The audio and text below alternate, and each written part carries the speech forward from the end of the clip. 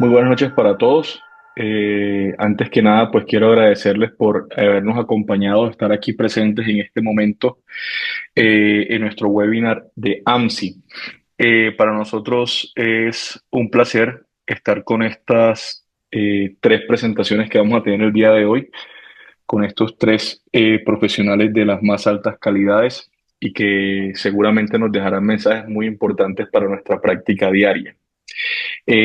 Cuando intentamos eh, acordar qué temas íbamos a tocar dentro de este webinar de AMSI, de la sección de cuidado crítico obstétrico, nos preguntábamos qué sería innovador y qué valdría la pena para un intensivista, qué quisiera saber un intensivista cuando aborda una paciente obstétrica. Y se nos venían a la cabeza muchos temas, pero también decíamos, siempre que hay una charla de obstetricia crítica, terminamos hablando de hemorragia postparto, terminamos hablando de tromboembolismo pulmonar, de reanimación cardiopulmonar en la embarazada. Y la idea es que podamos dar una información que sea novedosa y que sea de amplio interés para todos, no solamente para el personal de cuidados intensivos, sino también para el personal de obstetricia que se enfrenta de primera mano con estas pacientes.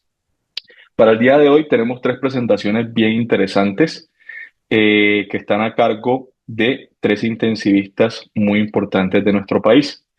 Tendremos, por ejemplo, al doctor Jorge Carrizosa, que es director de Cuidado Intensivo Neurológico de la Fundación Santa Fe de Bogotá, profesor de la Universidad del Rosario y profesor de la Universidad de los Andes.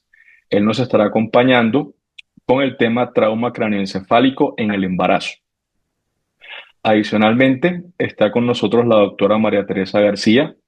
Ella es especialista en anestesiología, especialista en medicina crítica. Ella labora en la Fundación Santa Fe de Bogotá, es miembro de la AMSI y es instructora asociado de la Universidad del Rosario y de la Universidad de los Andes. Ella nos acompañará con el tema muerte encefálica en el embarazo. Y por último, tenemos al doctor Pablo Santillán. Él no es colombiano, él es de nuestro hermano país del Ecuador. Él es anestesiólogo de la Universidad Central de Ecuador, con fellow en anestesia obstétrica en el embarazo de alto riesgo de la UNAM y fellow de ecografía crítica de la UBA en Argentina. Él nos estará acompañando con la presentación de neuromonitoreo de la paciente crítica. Entonces, les agradezco nuevamente pues, por la participación, por estar con nosotros acá. Dentro del chat vamos a encontrar la posibilidad de poder interactuar con los participantes, es decir, pueden ahí anotar sus preguntas para irlas contestando al final de cada una de las presentaciones y así darle un poco más de dinamismo al webinar que estamos desarrollando el día de hoy. Entonces vamos a empezar con el doctor Carrizosa. Bienvenido, muchas gracias por aceptar esta invitación. Hola, buenas noches. Muchas gracias, doctora, a usted por la invitación, a todo el grupo. Y bueno, creo que ya aquí mismo puedo compartir y ya se está viendo, ¿cierto? Sí, se ve perfecto. Listos, bueno, muchas gracias. Entonces, bueno, vamos a empezar primero dentro de esta serie de catástrofes neurológicas del embarazo con trauma craneoencefálico. Es en realidad un problema muy complejo que estamos viendo desafortunadamente todavía en nuestra sociedad, que desafortunadamente nuestras pacientes obstétricas desafortunadamente cursen con traumas craneoencefálicos en diferentes índoles, y esto es un problema real, eh, dado que se termina convirtiendo en la primera causa de mortalidad materna no obstétrica. Los pacientes que presentan traumas craneoencefálicos moderados, potencialmente severos y severos, podrían llegar a tener una mortalidad hasta del 50%, lo cual por supuesto nos va a terminar impactando no solamente en la catástrofe familiar, sino que ustedes saben que estos terminan siendo indicadores importantes de desarrollo para el país y de métricas muy relevantes. Para el seguimiento de cómo están los sistemas de salud. Eh, pero pues para nosotros como clínicos, el problema y el gap de conocimiento se le suma que hay una brecha en la evidencia terrible, porque como casi en muchos escenarios, al menos neurocríticos, las pacientes gestantes se terminan excluyendo de los ensayos clínicos y nos toca entonces eh, intentar adherirnos a lo más generalizable que tenemos a la mano, que son las guías de la Brain Trauma Foundation, y se quedan indudablemente cortas en este sentido. Pero el manejo general del adulto no es totalmente aplicable y se requieren unas consideraciones particulares adaptadas a la fisiología diferente de la paciente obstétrica, especialmente con los traumatismos que se presentan en el tercer trimestre y la presencia de un feto, y que vamos a hacer los esfuerzos para poder sacar adelante a los dos.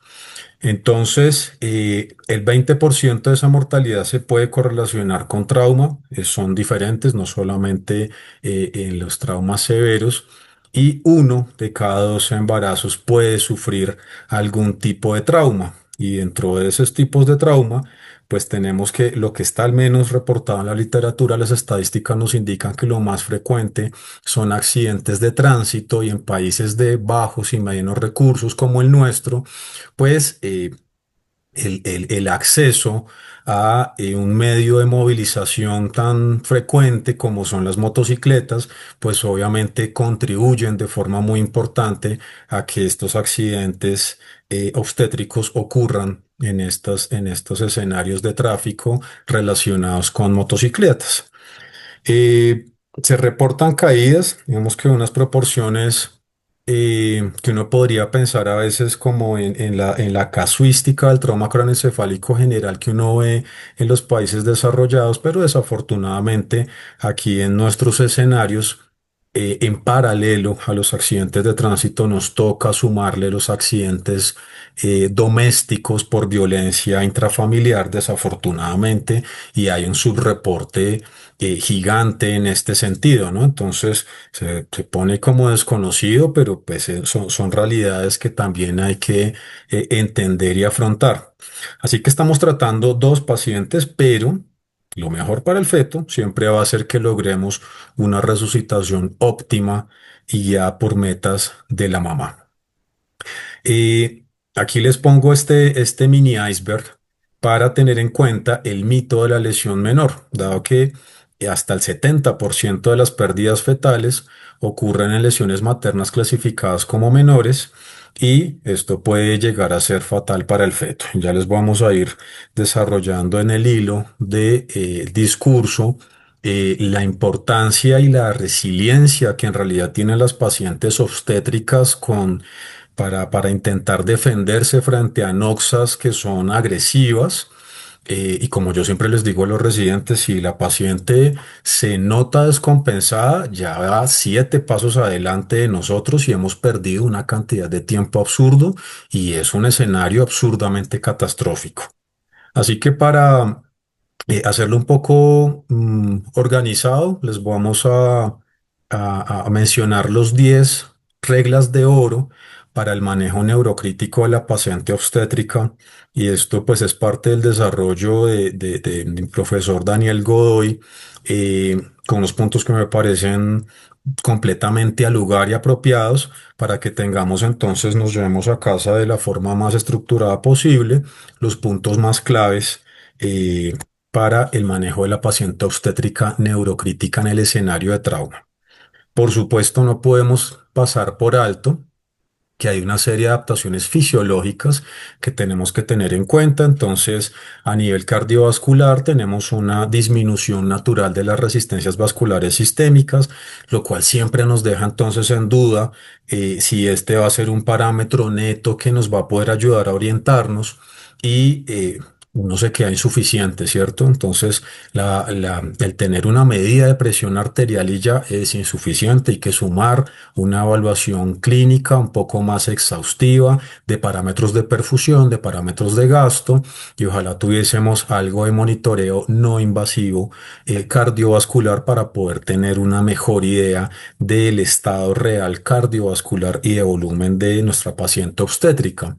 Recordemos entonces que el aumento en el volumen plasmático va a estar presente, van a tener una anemia ilusional relativa, lo cual puede retrasarnos el reconocimiento de eventos de sangrado importante.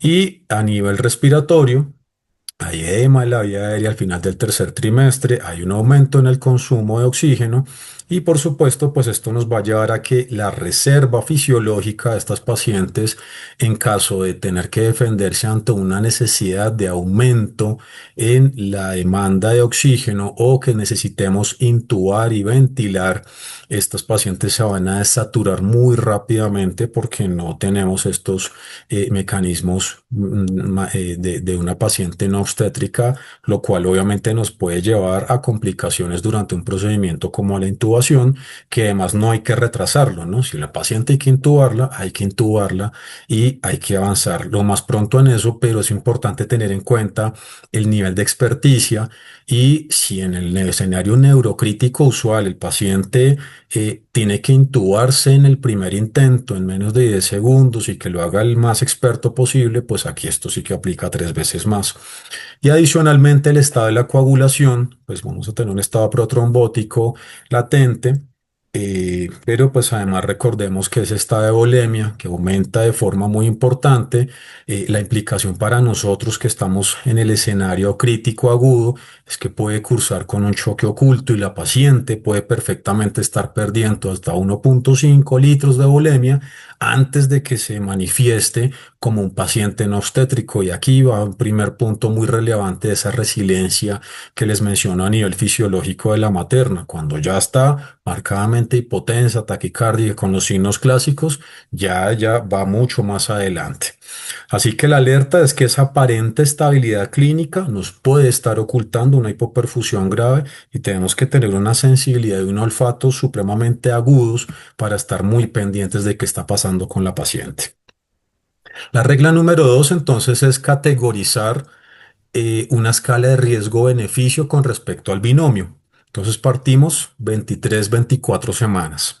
Eh, un trauma craneoencefálico o un traumatismo en general severo con un ISS alto en una paciente que tenga una gestación de menos de 23 semanas, pues si hay compromiso del producto, pues se podría considerar como no viable y entonces en ese orden de ideas la prioridad absoluta va a ser la madre. ¿Listo? Entonces, protocolos, empezamos a aplicar a TLS común y corriente y vamos enfocados completamente en la madre.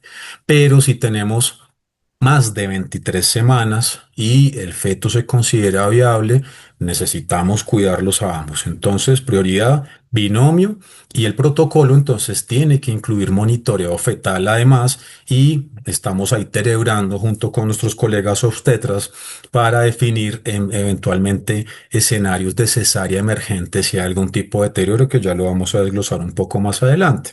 Y de nuevo, la mejor resucitación fetal siempre va a ser que logremos estabilizar de la mejor forma posible a la mamá.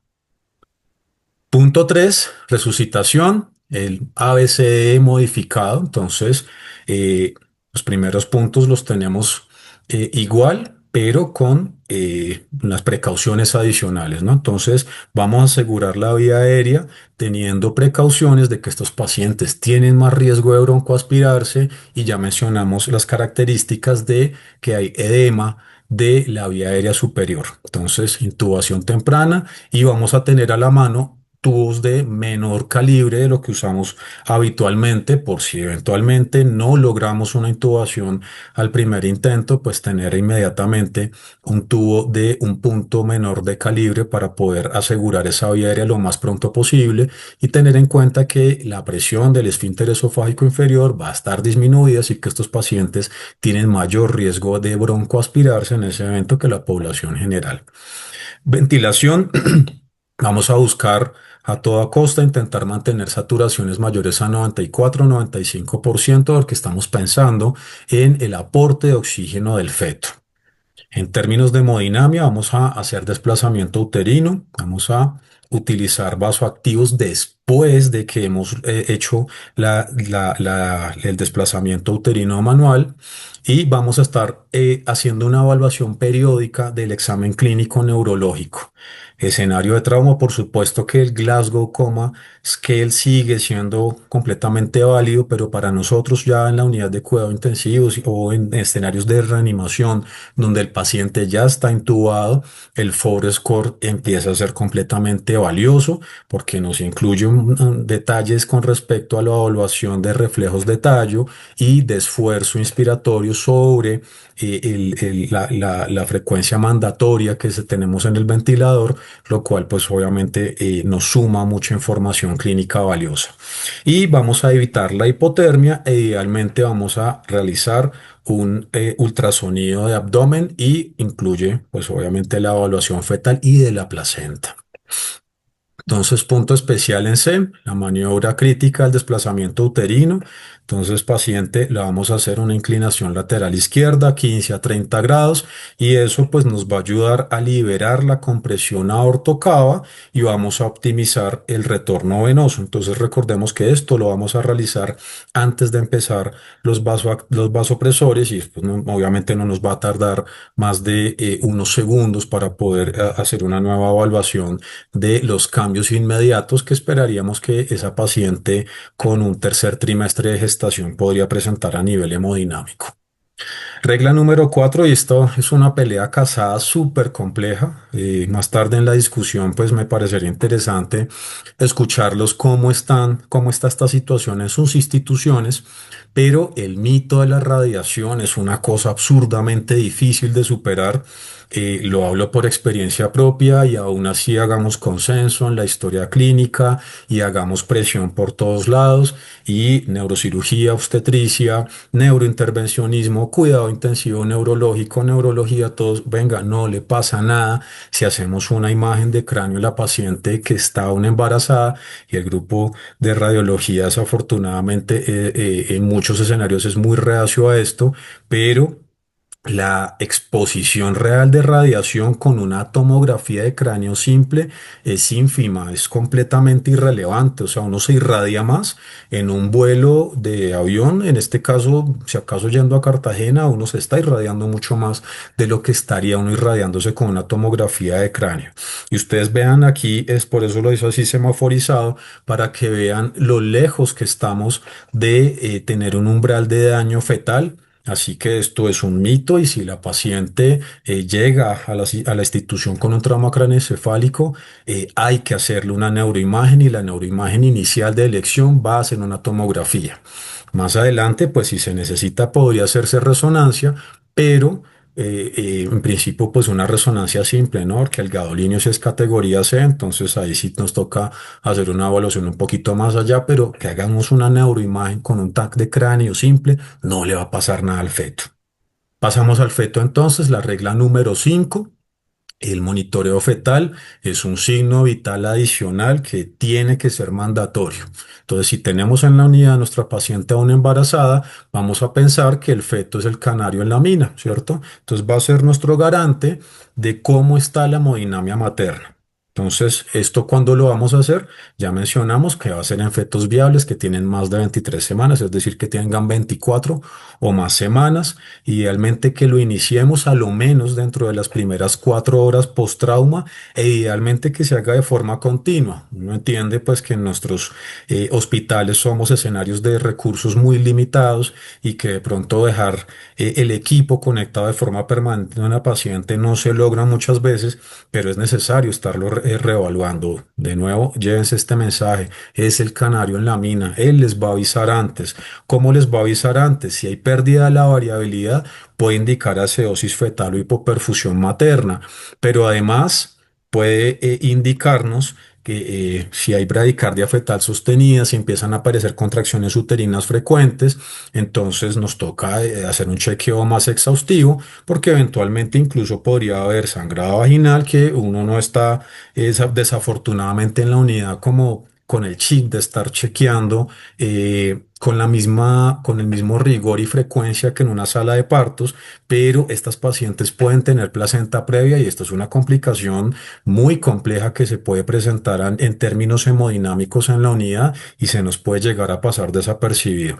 Así que esa cardiotocografía nos puede dar unas alertas tempranas mucho antes de que se descompense la mamá.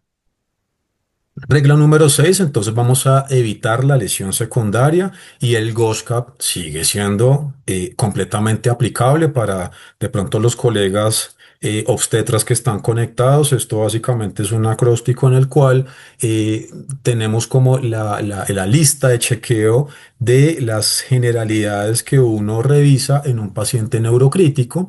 Entonces evitamos glucometrías menores a 100. Esto nos causa crisis metabólicas en un cerebro agudamente lesionado. Idealmente las vamos a intentar mantener de 140 a 180, pero nunca menores a 100. Un niveles de hemoglobina que toca individualizar, pero si uno no tiene un neuromonitoreo un poquito más avanzado que le ayude a uno a orientar por metas, bien sea un NIRS o un metabolismo cerebral por medio de un yugular ascendente o una presión tisular de oxígeno cerebral, pues a lo menos intentar mantenerse entre 7 y 9. Si tenemos monitoreado avanzado, pues obviamente vamos a ir dirigidos a metas y muchas veces vamos a intentar mantener entre 9 y 11 si es que estamos viendo un metabolismo cerebral anaeróbico.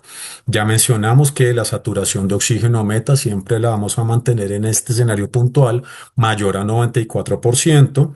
Sodio toleramos hasta 155. Recordemos que parte de los eslabones de manejo del edema cerebral, pues incluye soluciones hiperosmolares, así que vamos a tener en cuenta este como un umbral de seguridad, no objetivo terapéutico, un umbral de seguridad.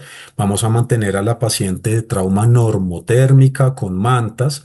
Vamos a asegurarnos que haya un adecuado plano de sedación y analgesia. Vamos a intentar mantener que la presión de perfusión cerebral se mantenga mayor a 60. Evitamos la hipocapnia e hiperventilación. ¿Listos? Entonces, el manitol se puede usar, pero con precaución. Esto puede acumularse en el feto, causar hiperosmolaridad e deshidratación in útero. Entonces, de mi parte, al menos de preferencia, en este escenario también arrancamos con soluciones hiperosmolares idealmente, más que en manitol, anticonvulsivantes, pues de elección sería el levetiracetam en caso de que se requiera usarse.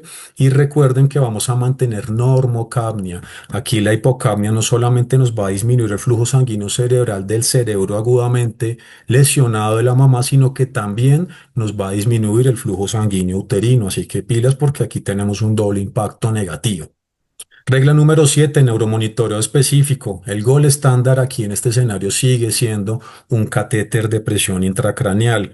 Las indicaciones van a ser las mismas que tenemos para la población general, acorde con las guías del Brain Trauma Foundation, Glasgow menor a 8, un TACA normal. Vamos de una vez con PIC invasiva, pero tenemos apoyo no invasivo que cada vez crece más. Tenemos evaluación por medio del diámetro de la vaina del nervio óptico, Doppler transcraneal, NIRS. Sí, recuerden que el embarazo no es una contraindicación para hacer una monitoría de presión intracraneal invasiva, pero cada vez tenemos otros adyuvantes de monitoreo no invasivo, como hacer una evaluación mucho más objetiva de las pupilas. ¿Por qué las pupilas son importantes? Porque nos ayuda a evaluar cómo están las vías de integración a nivel del mesencéfalo en el núcleo de Dinger-Westphal y en el núcleo pretectal. Entonces, para esto, pues ya tenemos afortunadamente en el país disponibles pupilómetros electrónicos, que básicamente es esto. Él envía un estímulo fotomotor y lo registra de forma diferencial en cada una de las respuestas pupilares y además nos va a dar una cantidad de datos valiosos para poder hacer seguimiento. Y otra estrategia de monitoreo no invasivo de la presión intracraneal, pues es el Brain for Care, que nos va a ayudar a establecer cómo están las curvas de distensibilidad cerebral y minuto a minuto, pues nos va a ir mostrando cuál es la tendencia que presenta el paciente y nos ayuda a semaforizar cómo está el riesgo de cursar con hipertensión intracraneal por medio de la interpretación adecuada de las curvas de presión intracraneal, que ya sabemos que lo que nos está hablando entonces es de distensibilidad del cerebro, pero esa distensibilidad, si uno entiende esta curva de fisiología, si yo arranco aquí y se me empieza a subir progresivamente la P2, pues quiere decir que estoy pasando de esa rodilla donde se me está agotando la reserva compensatoria del cerebro. Regla número 8. Entonces, manejo escalonado de la hipertensión intracraneal. Los tiers del 0 al 3 que están en todas las guías siguen siendo aplicables con algunas consideraciones importantes de riesgo para el feto. Ya les mencioné el manitol, usarlo con mucha precaución por el feto. La hipocapnia nos va a comprometer flujo cerebral materno y y uteroplacentario del binomio. Y en los barbitúricos, pues hay riesgo de inestabilidad hemodinámica, así que precaución siempre con mantener una adecuada presión de perfusión cerebral. Y en términos de parto, pues cuál es el tiempo y la vía. Entonces, escenarios diferentes, si tenemos una madre estable con un feto viable, pues podemos monitorizar, podemos hacer todo el manejo médico en la madre y no tenemos que salir corriendo a hacer una cesárea precipitada, salvo pues que tengamos la indicación obstétrica en cierto momento, pero la idea es que podemos permitir el mayor avance posible de ese feto en estado pues con la mamá. Escenario diferente si ya estamos frente a una emergencia neuroquirúrgica. Aquí la pregunta es si hay sufrimiento fetal o no. Si no hay sufrimiento fetal, la paciente debería poder ir a neurocirugía primero, tener una monitoría fetal permanente y la paciente vuelve a la UCI con su embarazo en curso y nos continuamos manejando como un paciente neurocrítico y teniendo la vigilancia regular de cómo está el feto. Pero si hay sufrimiento fetal, pues probablemente sí nos toca hacer ambas cosas. Y si hay un escenario de paro materno, pues qué complejo, ¿no? Entonces ya mencionaremos esto. Entonces aquí cráneo, útero primero. Entonces, ¿cuándo vamos en simultáneo? Entonces, si hay sufrimiento fetal agudo y la madre está estable pero tiene indicación neuroquirúrgica o está también crítica y eventualmente pues toca hacer una descompresión simultánea, es decir, cranectomía descompresiva y descomprimir el útero y hacer una cesárea. Sería el escenario más, el segundo escenario más agresivo. Secuencial, entonces se podría hacer neurocirugía y luego el parto de nuevo, pues si el feto está estable, vigilar el embarazo e intentar avanzar. Y escenarios perimortem, entonces escenarios de cesárea de emergencia en paro cardíaco materno. Y aquí entonces tenemos unos tiempos bien importantes. Entonces, si la mamá está tan inestable que presenta parada cardíaca dentro y no retorna a circulación espontánea de los primeros 4 minutos, inmediatamente activamos el código para cesárea perimortem y estamos con estos tiempos importantes para que quede aquí registrado. Entonces, luego de esos 5 a 15 minutos que extraemos el feto, la supervivencia fetal va a ser del 67%, pero entre más tiempo pasamos de allí, más compromiso hay tanto en sobrevida para el feto como el riesgo de daño neurológico. Así que el objetivo es salvar el feto y descomprimir la vena cava inferior para optimizar la reanimación materna. Y la regla número 10, pues con respecto a ética y muerte cerebral, no me voy a meter con los criterios, ya la doctora María Teresa les va a comentar esto, pero sí unos aspectos éticos importantes que son el balance entre la voluntad materna, si lo sabías, y que siempre hay que preguntar de todas formas si sea un escenario obstétrico, si había alguna voluntad anticipada, esto no se nos puede pasar, y pensar siempre en el contrapeso de la beneficencia fetal porque podríamos hacer un soporte somático para alcanzar esa viabilidad. Así que eso nos pone en un dilema ético que siempre tenemos que acordar en medio de un consenso multidisciplinario, no nos quedamos solos, ¿cierto?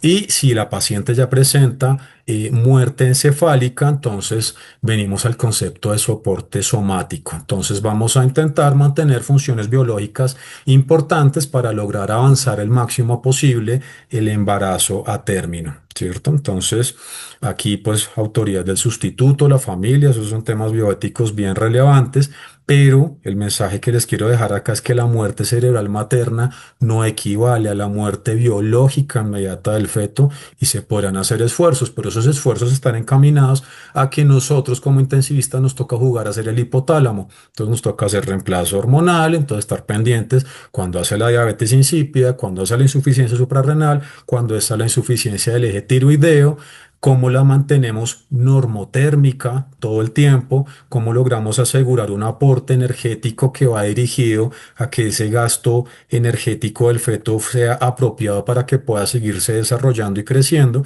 y cómo continuamos entonces esa monitorización fetal continua. Y esto pues eventualmente también vemos que los neonáticos pues son resilientes y pueden con un manejo óptimo salir adelante, ¿cierto? Salen obviamente UCI no natal, pero en trauma severo hay que considerar estos factores de riesgo de desenlaces adversos para el feto que logra avanzar. Primero es que logremos mantener a la mamá fuera de escenarios de hipoxia e hipoxemia severas, que el shock hipovolémico lo reanimemos muy rápidamente y que ellos también pueden presentar daño, lesión axonal difusa por aceleración, desaceleración y las secuelas potenciales principales, pues lógicamente vamos a tener un riesgo aumentado de parálisis cerebral y de hemorragias intracraneales fetales, así que ellos tienen que continuar con seguimiento neuropediátrico a largo plazo. Entonces, dos vidas, un objetivo. Primero, considerar los cambios fisiológicos. No vamos a subestimar el choque y no vamos a estar esperando que de entrada tengamos los signos clásicos de un paciente no obstétrico, así que pilas con eso. La prioridad es estabilizar a la madre, entre más rápido estabilizamos la madre, mejor le va a ir al feto. Acción temprana, la TAC no está contraindicada, si necesitamos monitoría hay que monitorizarlas y esto es un equipo interdisciplinario que incluye al obstetra, al intensivista, al anestesiólogo, al bioeticista y los puntos clave, pues recordemos que hay que descomprimir el útero, vamos a TAC sin asco, como les digo siempre en las revistas, y reanimación agresiva. Es lo primero, y consideraciones de balance de diferentes escenarios son los que vamos a tener todo el tiempo pensando cuando la mamá tiene que ir a cirugía neuroquirúrgica, cuando tiene que ir a desembarazarse o eventualmente hacer ambas cosas al tiempo y estar pensando en cuál es el nivel de soportes y hasta cuándo pues vamos a ser coherentes con lo que se está ofreciendo para el binomio. Muchas gracias.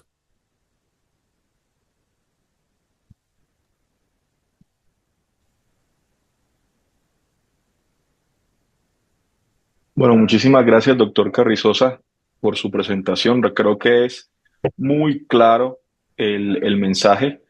Yo creo que se desvirtúan muchos mitos que van surgiendo y que cada vez tenemos más acerca de el manejo de la paciente obstétrica con trauma.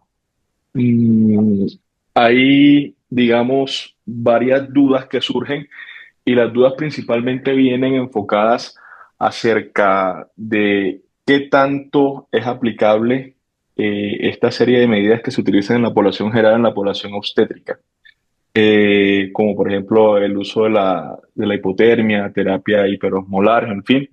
Pero creo que es más enriquecedor si lo dejamos para el final, después de todas las presentaciones. Entonces vamos a seguir con la siguiente y al final hacemos como una gran discusión con los tres panelistas para que sea un poco más enriquecedor. Entonces, a continuación, pues seguiremos con la presentación de la doctora María Teresa García. Como les comentaba, la doctora María Teresa García, que nos está acompañando el día de hoy, nos acompañará con la presentación de muerte encefálica en el embarazo.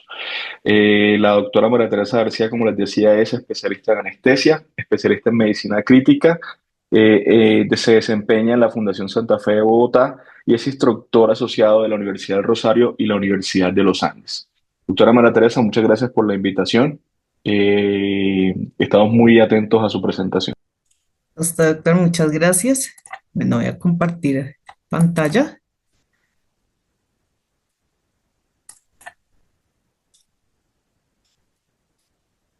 ¿Se está viendo en el momento? Sí, se ve perfecto. Listo. Bueno, muchas gracias por la invitación, muchas gracias a todo el grupo que está conectado.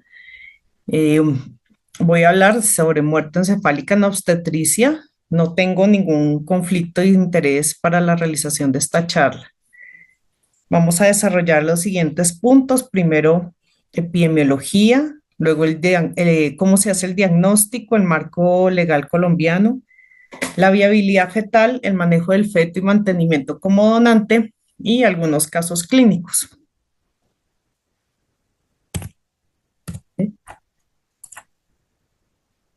Bueno, en la epidemiología, afortunadamente, la muerte encefálica en embarazadas es infrecuente. Son casos reportados los que encontramos en la literatura. Las principales causas de muerte cerebral en embarazadas son hemorragia intracraneal, hemorragia subaracnoidea o hematomas en hasta en un 68% de las pacientes, trauma en el 12%, intentos de suicidio 9% y tumor o masa cerebral es 6%. En nuestro medio, la mortalidad materna es la segunda causa, es por trastorno hipertensivo asociado al embarazo que puede causar una hemorragia intracraneal. Existe para el diagnóstico, existen guías, consensos y la legislación colombiana. Los criterios de muerte cerebral, como para cualquier otro paciente, pues es la pérdida total de la función del tronco encefálico junto con la incapacidad para respirar durante un estímulo, bien sea hipercapnia o acidosis. La etiología de la muerte encefálica es clara. Debe ser por hemorragia, por algún tumor, debe estar explicada.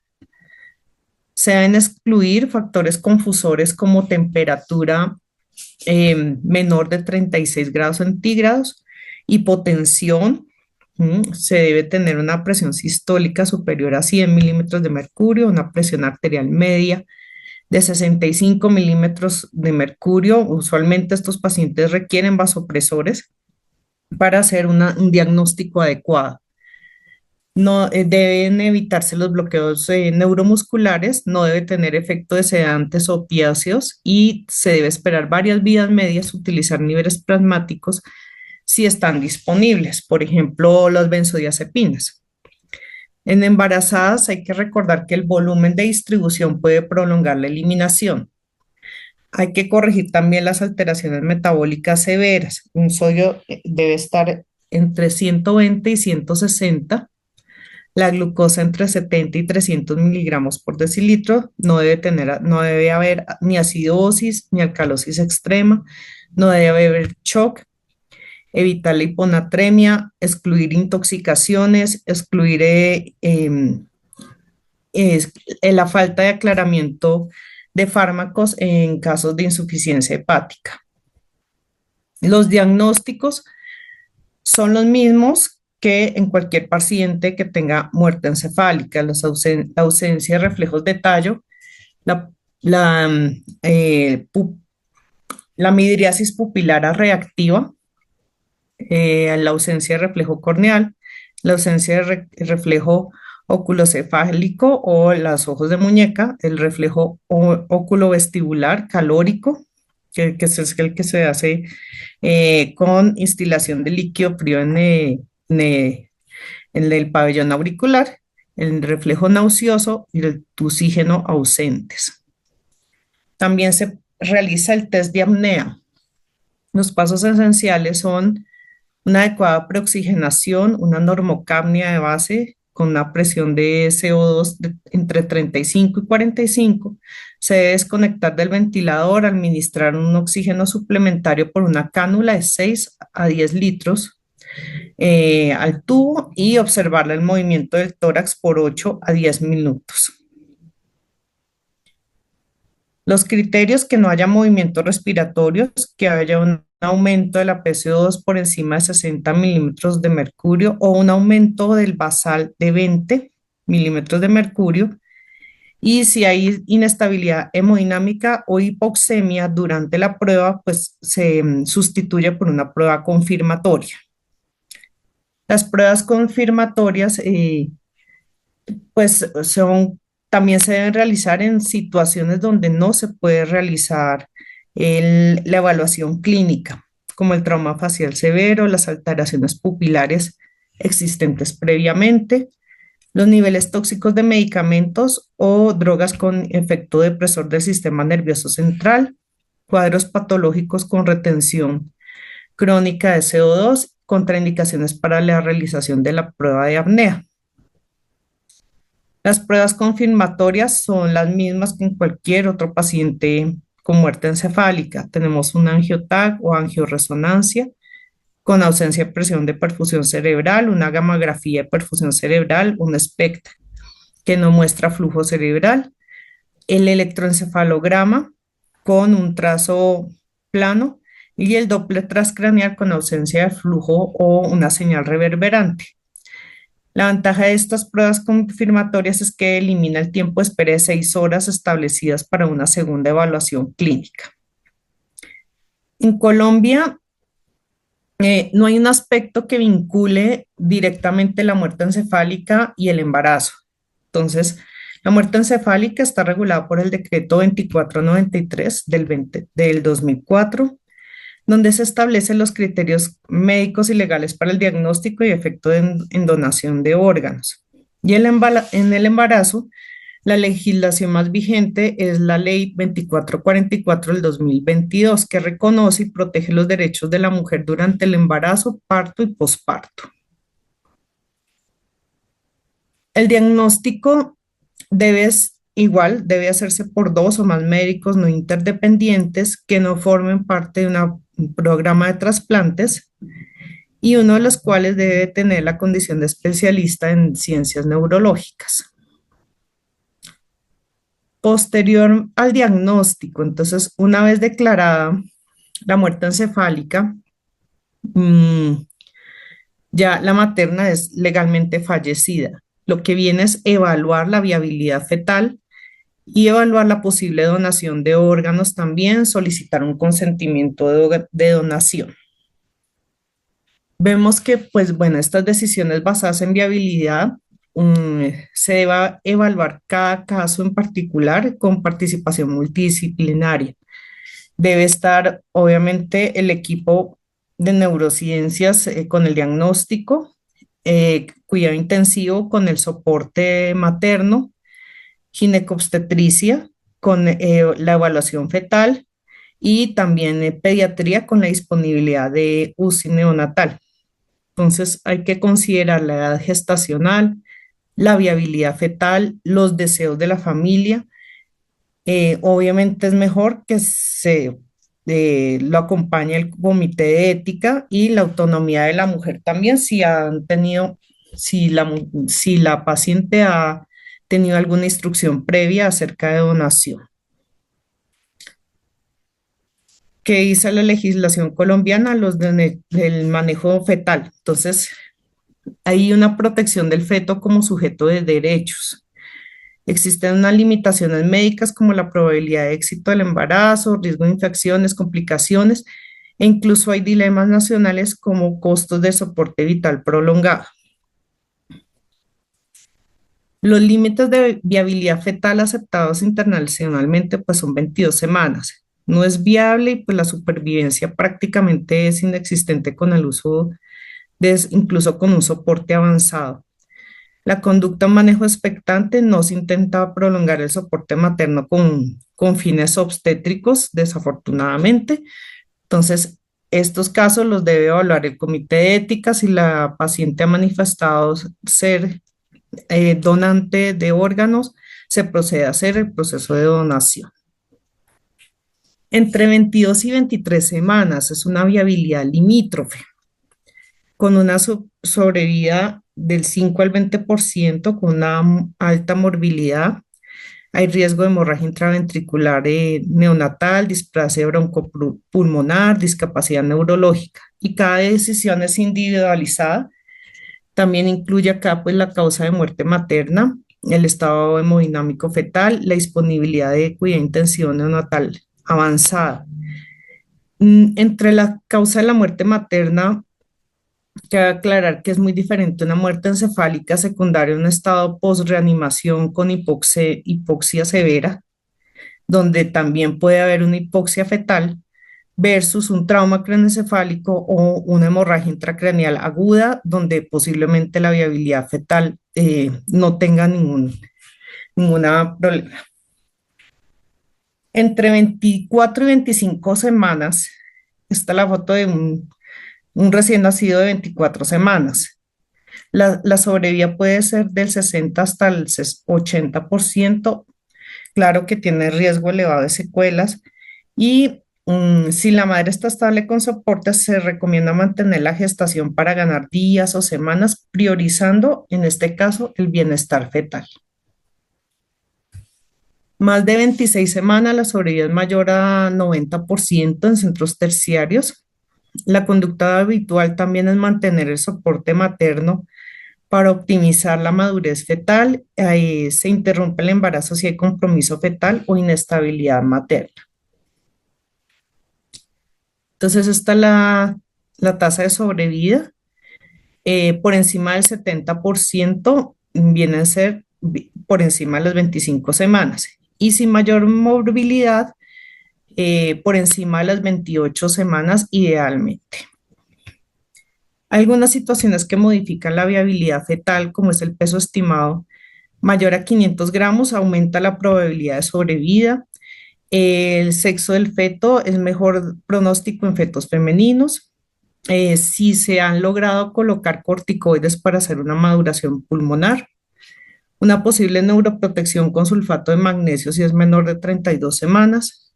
La condición, obviamente, evaluación Doppler fetoplacentario que nos habla del crecimiento intrauterino y la disponibilidad de cuidado intensivo neonatal avanzada.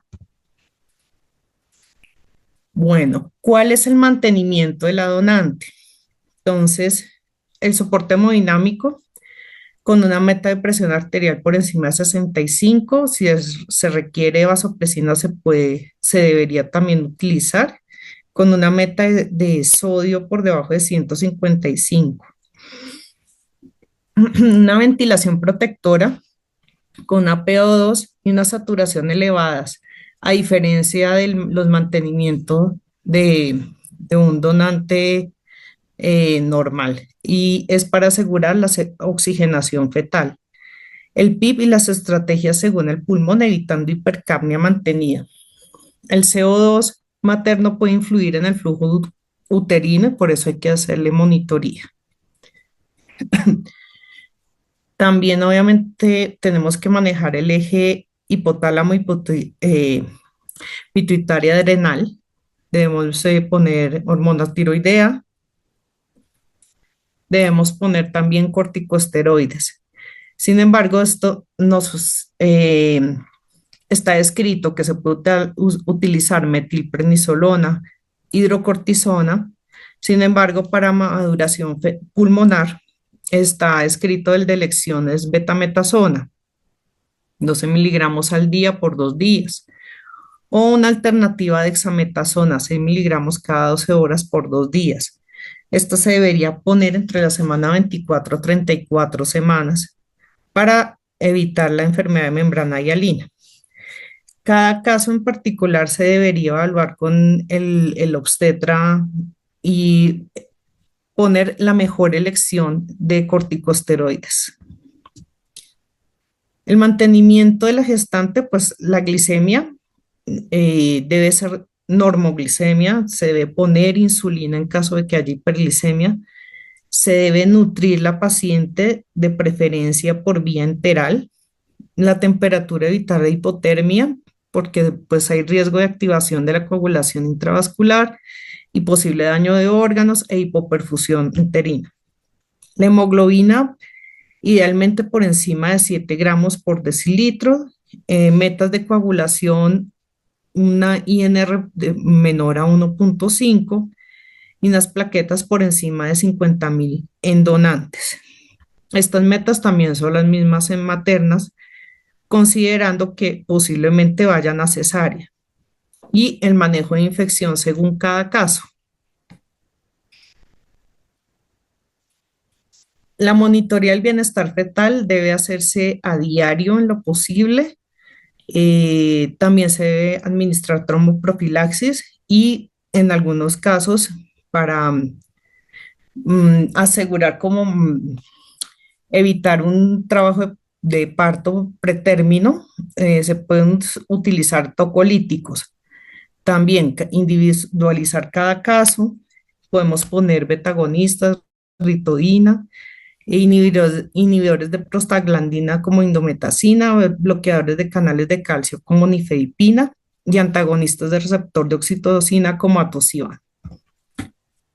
La cesárea es la de elección, obviamente es un equipo multidisciplinario porque también hay que coordinar si la paciente es donante de órganos.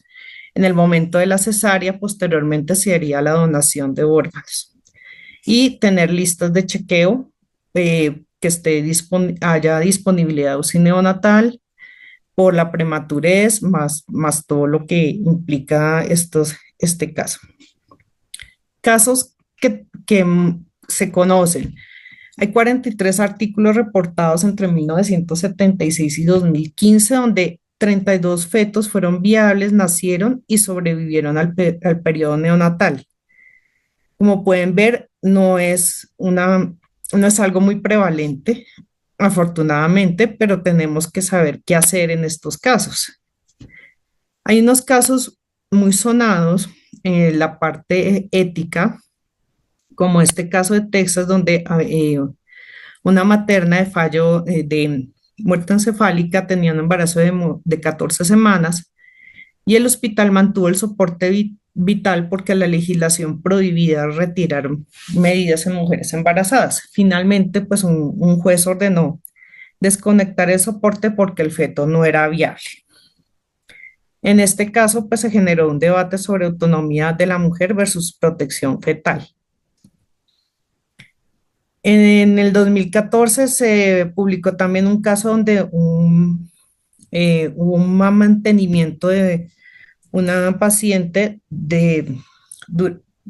con embarazo de 22 semanas y el soporte se mantuvo durante 55 días. Se realizó cesárea, el bebé sobrevivió y fue un embarazo mantenido en madre con muerte encefálica muy largo.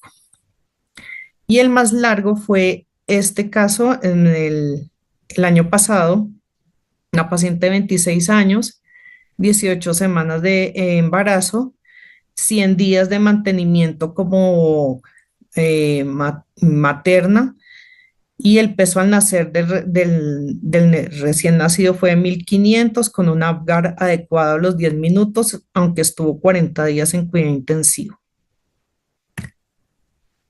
Existen estas guías. Obviamente, cada caso en particular lo debemos evaluar con un equipo multidisciplinario. Entonces, primera recomendación es determinar el estado de muerte cerebral de la madre y evitar procedimientos que puedan poner en peligro la condición del feto según cada caso. También se debe evaluar la viabilidad fetal, el diagnóstico, el pronóstico y centrarse en las probabilidades de sobrevida como continuación del soporte. Grado de recomendación C2, consultar con la familia.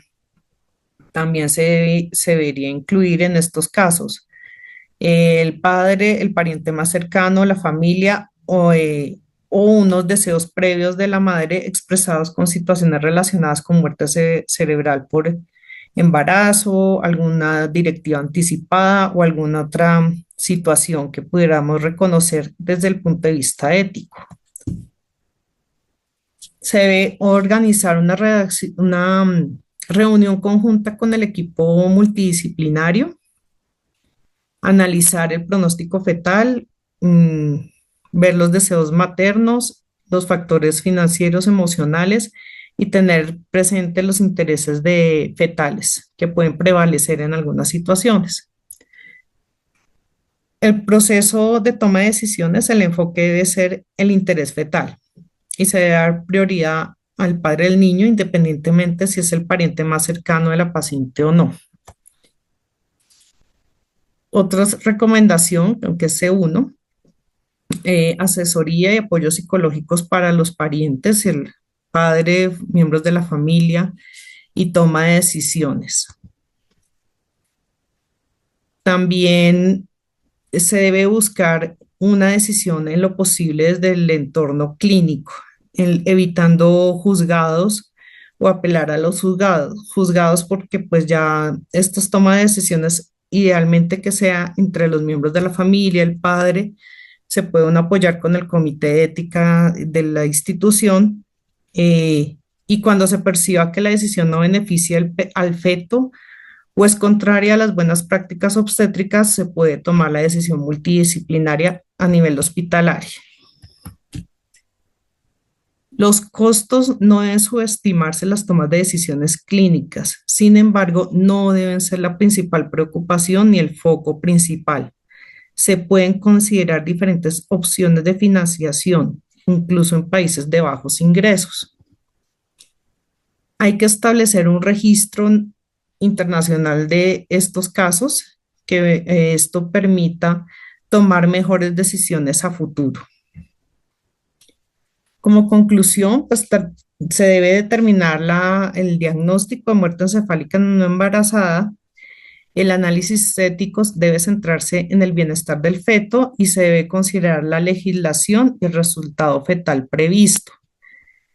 Definitivamente menos de 22 semanas no es viable, de 22 a 23 es un caso de alto riesgo, 24 a 25 semanas prolongar la gestación si la madre puede mantenerse fisiológicamente con soporte, y más de 26 semanas considerar la extracción fetal cuando ya se completa la maduración fetal o si hay inestabilidad materna o si hay deterioro del bienestar fetal. Y se debe tener un equipo multidisciplinario donde se discute cada caso acerca de la viabilidad fetal y disponibilidad del manejo de la prematurez extrema. Muchas gracias.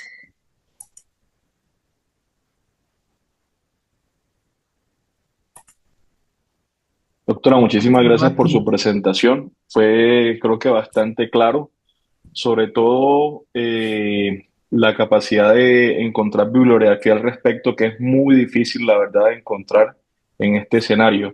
Y nos mostró un documento bien interesante de 2019, que creo que es un documento de obligatoria lectura para los que manejamos pacientes críticamente enfermas durante la gestación. Entonces creo que es una gran enseñanza para todos. Como les decía, al final la idea es que respondamos las preguntas de todos, por eso los invito y los motivo nuevamente para que dejen sus preguntas dentro del chat. Muchas gracias, doctora María Teresa. Gracias. A continuación, vamos a hacer nuestra última presentación. Está a cargo de nuestro amigo, el doctor Pablo Santillán.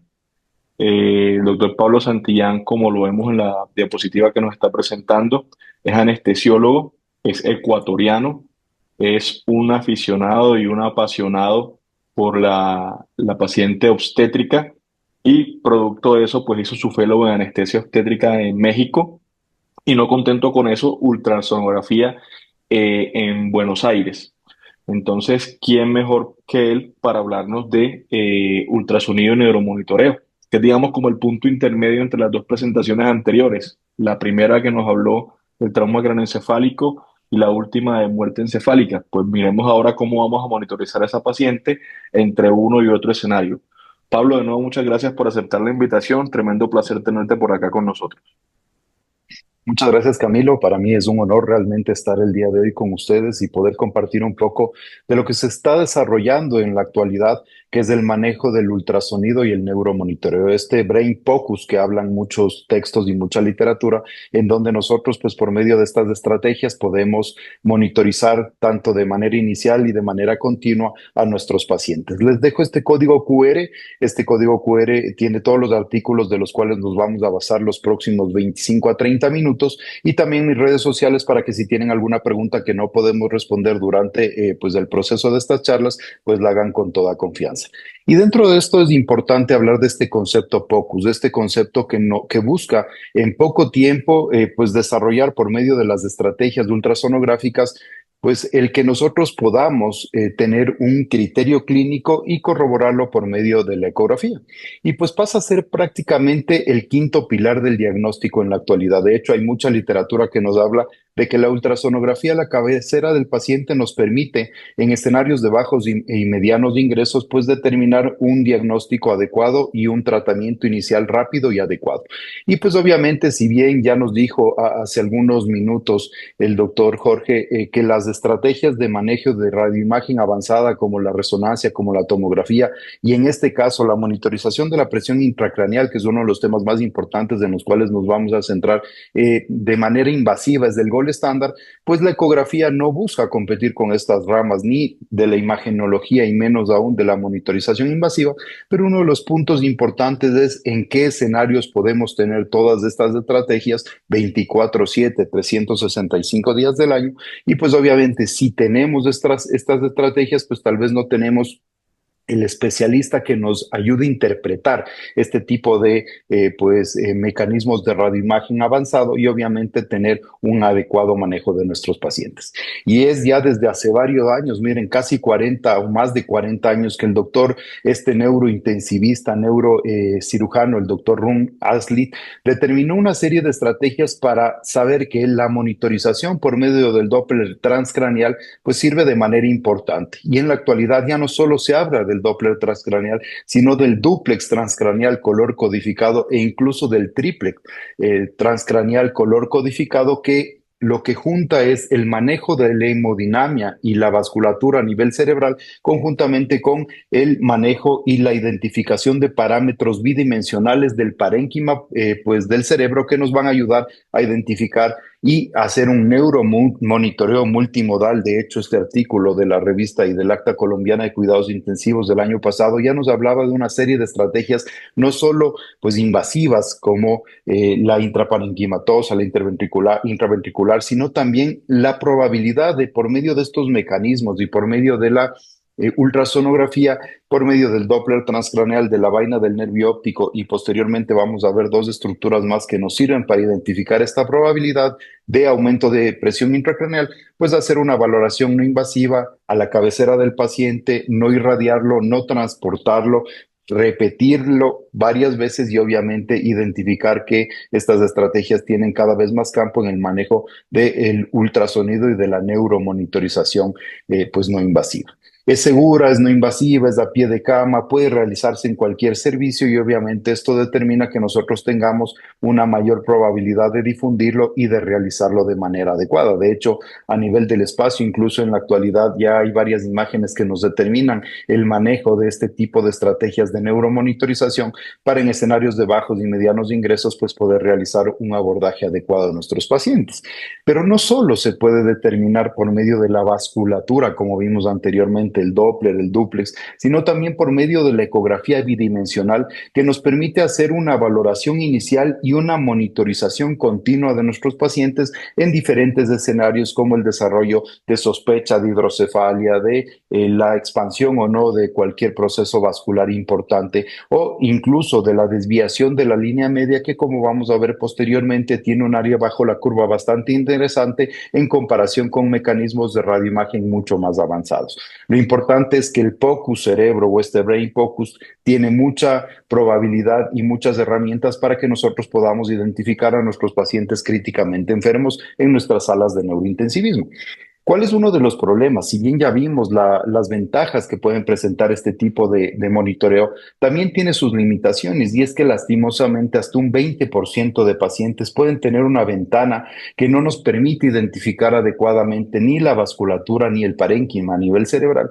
Y este estudio, el estudio Atahualpa Project, que determinó que en casi más del 40% de pacientes en Latinoamérica no tenemos una buena ventana, por esto que se conoce como hiperostosis, el engrosamiento de las plaquetas a nivel cerebral, y que obviamente no determina una ventana adecuada y no nos permitiría pues hacer una valoración del mismo. ¿Qué tipo de transductores vamos a utilizar? Y definitivamente, si bien el de elección es del transductor sectorial, pues en ciertos escenarios, como en pacientes, por ejemplo, en los cuales se necesite realizar una valoración de la línea media, se utiliza el transductor convexo de baja frecuencia, o en pacientes neonatos hasta los 18 meses, o en pacientes desplaquetados, incluso en algunos, pues se puede utilizar transductores de alta frecuencia como el linear. El objetivo es que, dependiendo del tipo de valoración que nosotros vayamos a utilizar, una pues valoración por medio de los transductores de baja frecuencia entre 2 a 4 MHz, multiparámetros, y en el caso del Doppler, pues también el uso de estrategias que van entre 1 a 2 MHz. ¿Cómo vamos a iniciar la valoración? Pues dependiendo del sitio donde nosotros y de la ventana que vamos a utilizar. En el territorio anterior, pues lo ideal es que nosotros nos coloquemos, y la ergonomía es importantísima, en la cual nosotros miremos a nuestro ultrasonido de manera dinámica, y que nos permita hacer una valoración a la cabecera del paciente, por detrás del paciente, descansando los brazos en la almohada o en la camilla, tomando en cuenta que las modificaciones que debemos hacer del transductor deben ser extremadamente finas. Obviamente esto nos permite hacer un soporte y tener un poco más de control en cuanto a la valoración que nosotros vayamos a realizar.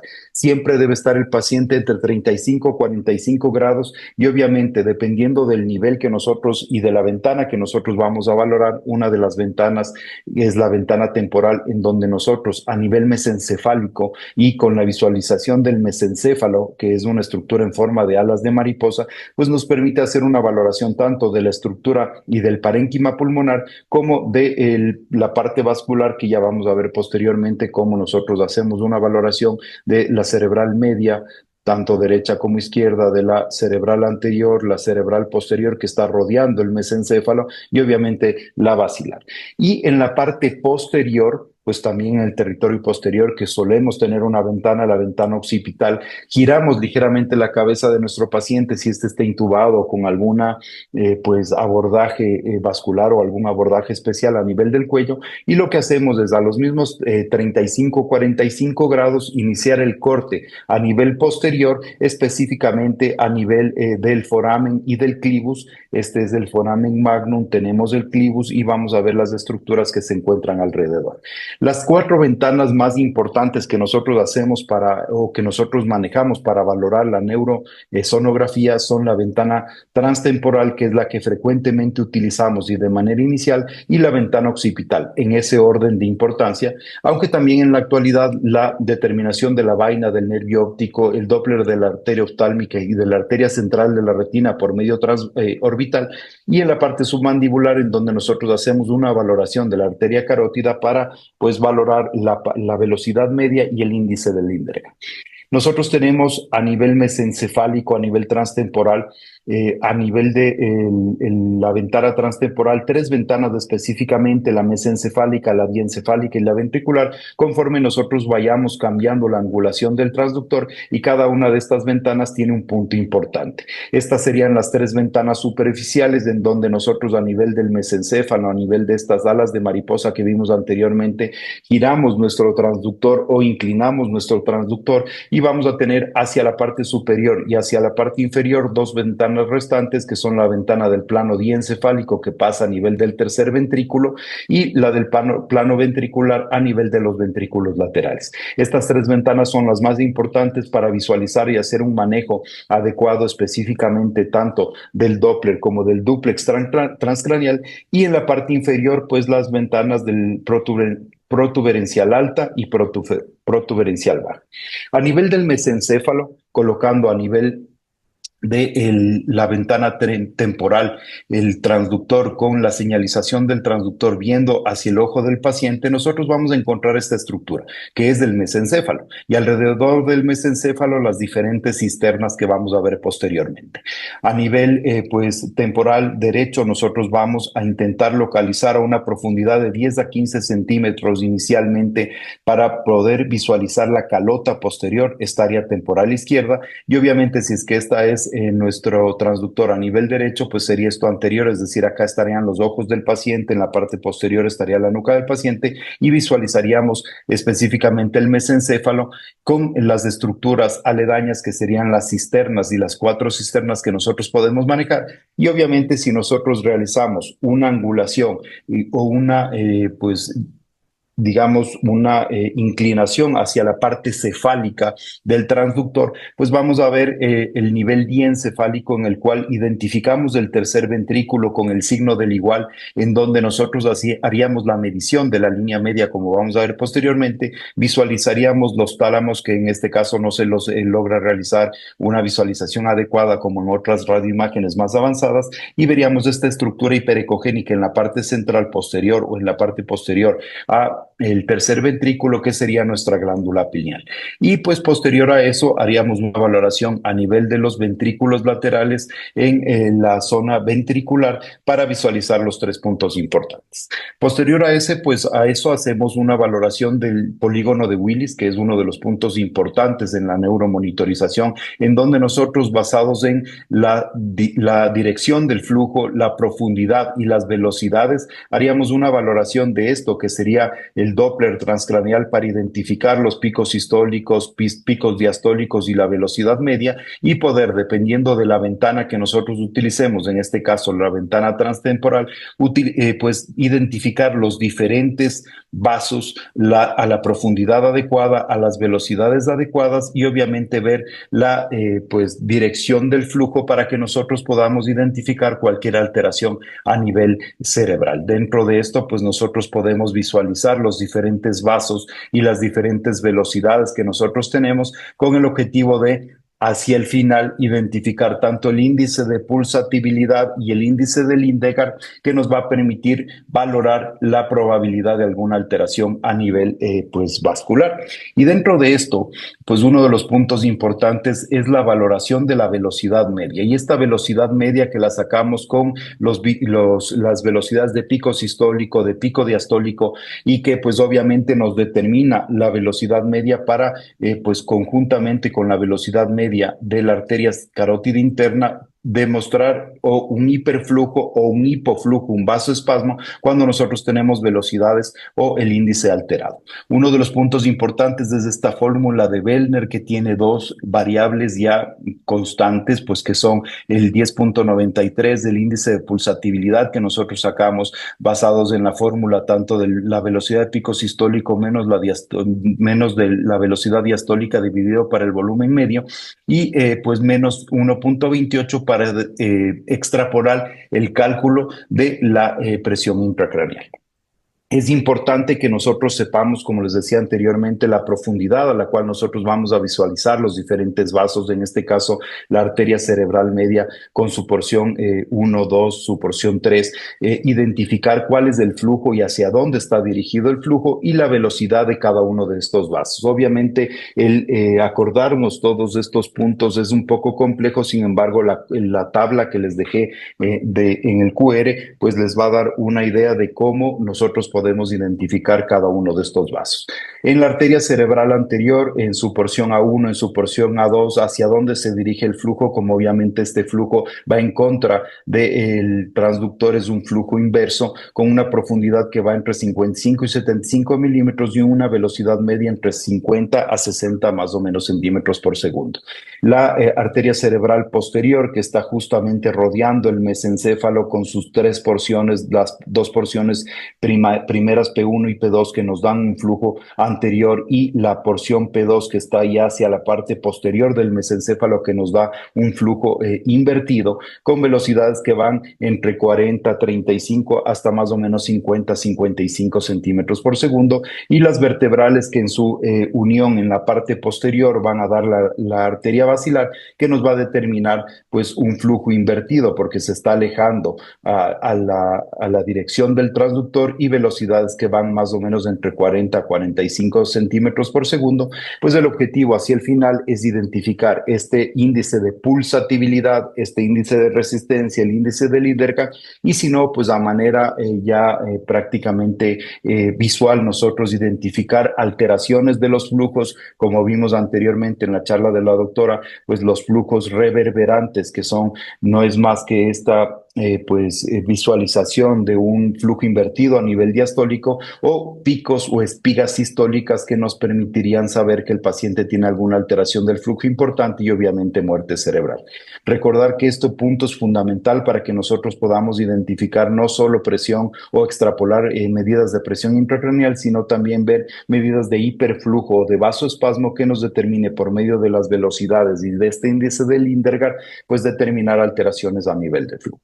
Es importante que este consenso, el consenso de Bruselas con este estudio del ICONIC, que nos determina que el índice de pulsatibilidad generalmente puede ir hasta 1.28. Por encima de este ya tenemos alguna alteración importante con elevaciones de la presión intracraneal, o que la velocidad o el cambio de este pueda ser no mayor de 0.5 en la evolución que vayamos presentando en la paciente, con una velocidad de flujo diastólico menor a 20 centímetros por segundo, que nos determinaría una alteración vascular importante y obviamente un aumento de la presión intracraneal.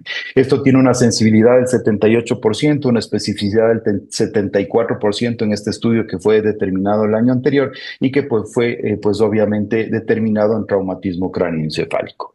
La vaina del nervio óptico, una de las estrategias que más estamos utilizando en la actualidad. Recordar anatómicamente, la vaina del nervio óptico es una prolongación de las meninges que determina en su segunda porción, en la porción transmembranosa, una probabilidad de distensión cuando, recordando la ley de Monroe y Kelly, este contenido con este continente fijo, el contenido busca salir por alguna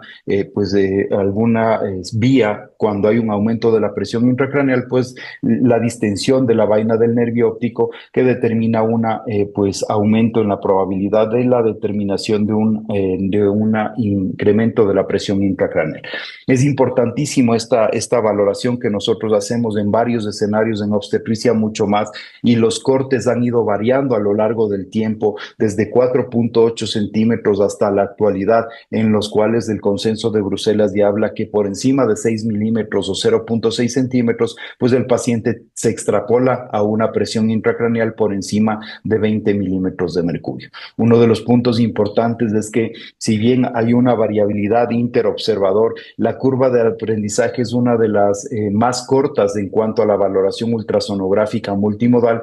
Aproximadamente 25 a 30 estudios supervisados hace que nosotros seamos expertos en el manejo de estos pacientes. Y miren cómo claramente nosotros podemos ver que en la segunda porción de la vaina del nervio óptico hay una distensión importante por el tejido graso que tiene alrededor, y el corte por encima de 0.6 centímetros o 6 milímetros, pues nos determina en la actualidad que nosotros tenemos o extrapolar a una presión intracraneal por encima de 20 milímetros de mercurio. Se han desarrollado varias fórmulas como esta, en la cual hay una constante 5.69 por el valor que nosotros calculamos de la vaina del nervio óptico, menos 8.23, que extrapola a la medición de la presión intracraneal de manera no invasiva de una manera bastante adecuada. Y otro tipo de fórmulas y otro tipo de estudios de la doctora Chiara Roba, que pues obviamente nos determina la probabilidad de que nosotros tengamos un adecuado manejo.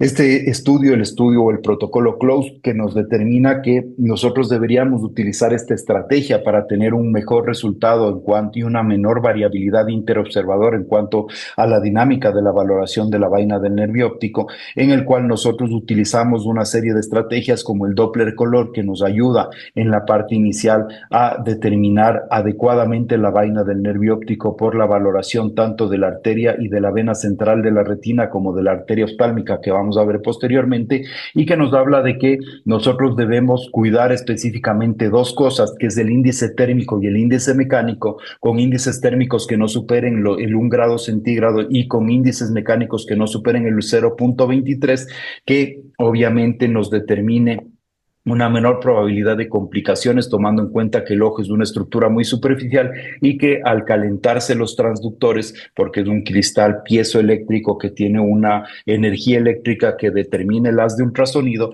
pues obviamente el menor tiempo de exposición, que varía entre 1 a 2 minutos, a pesar de que posteriormente vamos a ver un consenso que habla incluso de hasta 15 a 20 minutos de exposición sin tener una probabilidad de lesión importante, pues tanto el índice térmico que sea menor a 1 y el índice mecánico que sea menor a 0,23 determina una menor probabilidad de complicaciones a nivel ocular. También nos hablan de la alineación que nosotros debemos tener en cuanto a la estructura ocular. El paciente debe estar mirando hacia la parte central con una angulación que no vaya mayor a los 20 a 30 grados, el menor tiempo posible de exposición, con una frecuencia más alta, es decir, con un transductor de alta frecuencia que nos determine una mejor exposición de la estructura superficial versus los transductores de baja frecuencia, que ven mucho mejor las estructuras profundas, y al menos 2 mediciones para una comparación adecuada. ¿Por qué el Doppler? Porque el Doppler nos permite identificar de mejor manera la vaina, ya sea con la identificación de la arteria oftálmica, de las arterias ciliares o de la arteria y la vena central de la retina, y este consenso del año 2025 que nos determinó 23 recomendaciones pues de calidad del manejo, en el cual nos hablan ya que pues el índice térmico y el índice mecánico no deben ser superiores a los que vimos en la diapositiva anterior, que nos permite una visualización adecuada por medio del Doppler color de la vaina del nervio óptico, identificar la arteria y la vena central de la retina, como podemos ver en la diapositiva, que la valoración sea 3 milímetros posterior al disco óptico, y a partir de esto hacer una medición del borde interno y hacia el borde interno de la vaina del nervio óptico para visualizar específicamente esta segunda porción, que es la porción transmembranosa, que al tener grasa en la parte lateral permite la distensión de la vaina por el aumento de la presión intracraneal, y que nos determine pues obviamente una visualización adecuada de esta estructura. Este consenso nos habla en la actualidad de que el corte, como les dije anteriormente, es de 6 milímetros. Todo lo que esté por encima de 6 milímetros determina un aumento de la presión o una presión intracraneal por encima de 20 milímetros de mercurio, y que los cambios por encima de 0,5 milímetros a lo largo del tiempo durante la valoración de la vaina del nervio óptico determinan también una probabilidad alta de un aumento de la presión intracraneal. Estas tienen una sensibilidad un poco más alta, 83%, una especificidad del 85%, y es una de las valoraciones que más estamos realizando en la actualidad por su baja curva de aprendizaje. Es no invasiva, es muy rápida, y obviamente la cabecera del paciente nos permite identificar de una manera adecuada, con un buen valor predictivo, qué paciente puede presentar o no cambios en la presión intracraneal o hipertensión endocraneal posterior al manejo de cualquier pues estrategia que nosotros utilicemos.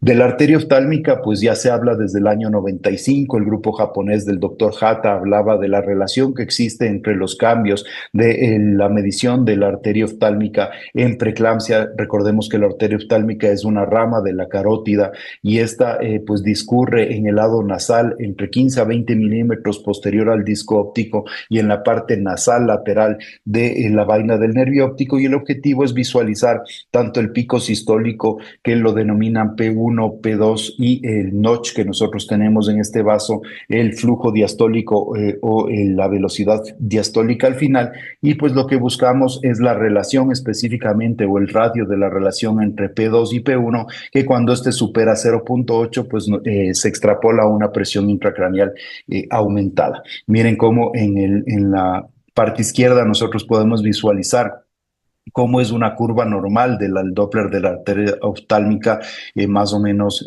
un pico sistólico y un pico sistólico 1, pico sistólico 2, y en el caso de que comience a haber un aumento en la presión intracraneal, este pico sistólico aumenta su tamaño, su velocidad, y obviamente la relación pico sistólico 1, pico sistólico 2, pico sistólico 1 se ve alterada, y determina pues obviamente un aumento de la presión intracraneal. Es extremadamente fácil la valoración de este vaso paso, miren cómo se coloca prácticamente una valoración como para la vaina del nervio óptico, colocamos el box del Doppler pulsado que no debe ser mayor a 2 milímetros en cuanto al tamaño, y tenemos la visualización del pico sistólico 1, el pico sistólico 2, el notch y el pico a nivel pues de nuestro diastólico a nivel de nuestro paciente. El objetivo hacia el final es hacer una valoración específicamente de esto y la relación del P2 al P1, que cuando es mayor de 0.8 centímetros, de 0.8, pues nos determina que nuestro paciente tiene una presión intracraneal aumentada con una especificidad bastante adecuada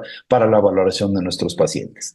En la actualidad se habla mucho de la arteria central de la retina y de la valoración de las arterias ciliares. Sin embargo, esta pues aparentemente tiene una proyección bastante importante en cuanto a la determinación de la presión intracraneal con esto que se conoce como el índice resistivo. Cuando este índice resistivo está por encima de 0.7, se extrapola una presión intracraneal por encima de 20 milímetros de mercurio, y obviamente se debe determinar un poco más de estudios. Sin embargo, en la actualidad ya se habla mucho de esta estrategia para el manejo y la determinación, tanto de la arteria central de la retina como de la arteria oftálmica como de la arteria central de la retina, en la cual, pues como podemos ver, al ser un sistema que nos permite hacer una valoración adecuada, nosotros podemos pues valorar tanto el índice resistivo, la velocidad de pico sistólico, la velocidad telediastólica, y pues obviamente identificar los pacientes que pueden tener una alteración de los flujos y obviamente una alteración de la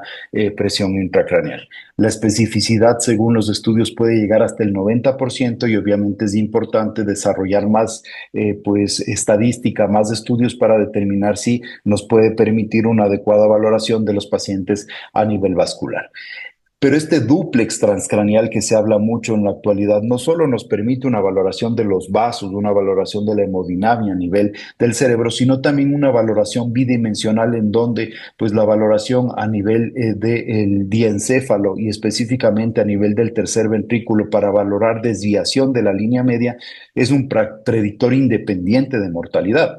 Y miren que tiene un área bajo la curva bastante interesante, 0.87, con una diferencia de 0.11 centímetros, con mecanismos de radioimagen más avanzados. Es decir, es extremadamente buena la valoración que podemos hacer. De hecho, hay alguna literatura ya desde hace algún tiempo que nos habla de que tiene una correlación de hasta un 85% con relación a mecanismos de radioimagen avanzada, como por ejemplo la tomografía axial computarizada. Y obviamente es importante que nosotros aprendamos a nivel del diencéfalo a medir la línea media, y se lo realiza con esta fórmula que es el punto A menos el punto B dividido para 2. Entonces nosotros en este caso hacemos una valoración a nivel de la ventana transtemporal, esto sería derecho, esto sería izquierdo. Nosotros hacemos una valoración de la línea media desde la ventana inicial, con una disminución de la ganancia a nivel parcial en la parte inicial para poder visualizar la estructura ósea en la parte proximal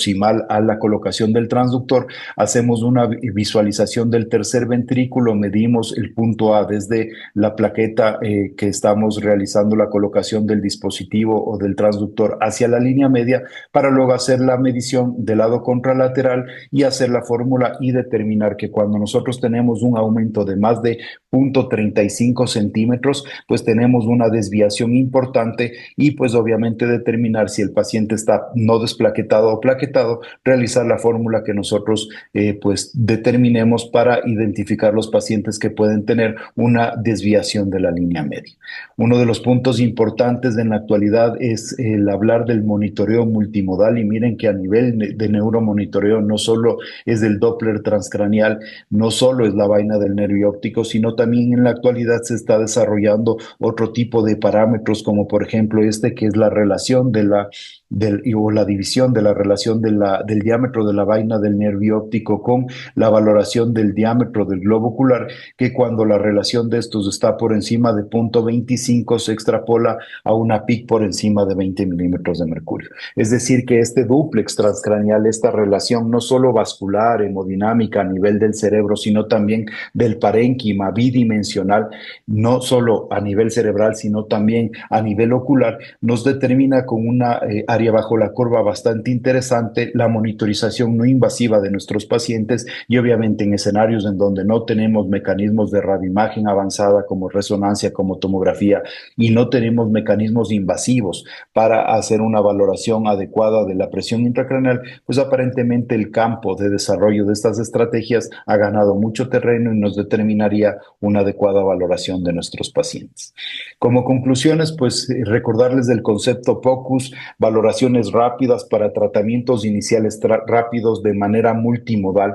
Definitivamente tanto la vaina del nervio óptico como la valoración de los vasos oculares tienen un futuro prometedor y un gran espacio para el desarrollo de estrategias multimodales de manejo no invasivo, de monitorización de la presión intracraneal y aparentemente la precisión tanto del duplex transcraneal color codificado y del Doppler transcraneal, pues tiene un espacio bastante importante en la neuromonitorización y en esto que se conoce como el Brain Focus en la actualidad.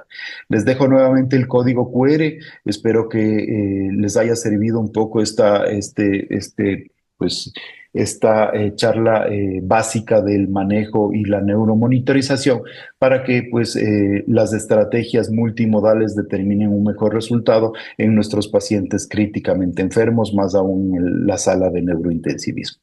Muchas gracias por su atención y pues espero que haya muchas preguntas para poder desarrollar durante estos próximos 20 minutos.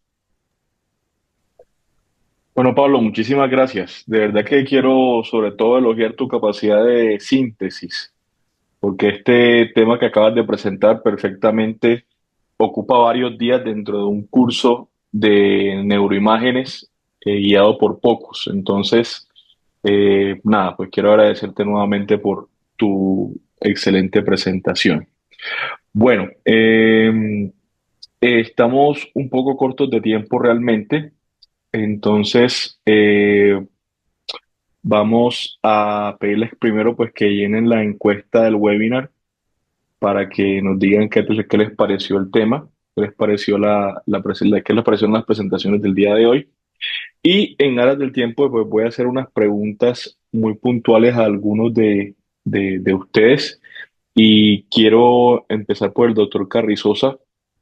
Quería preguntarle específicamente, teniendo en cuenta todos los cambios fisiológicos que usted comentó al principio de su presentación, en los cuales hablaba de cambios a nivel de el volumen plasmático, cambios a nivel del gasto cardíaco, pues quería saber si eso de alguna forma impactará en las metas de tensión arterial que se deberían tener en estas pacientes, que son importantes para mantener presión de perfusión cerebral, primero, y segundo, preguntarle acerca de si nos puede profundizar un poquito más acerca del uso de terapia hiperosmolar, ya que digamos que es un miedo que está muy difundido en el área de la obstetricia, teniendo en cuenta el riesgo que tenemos de generar oligohidramnios dentro de los fetos.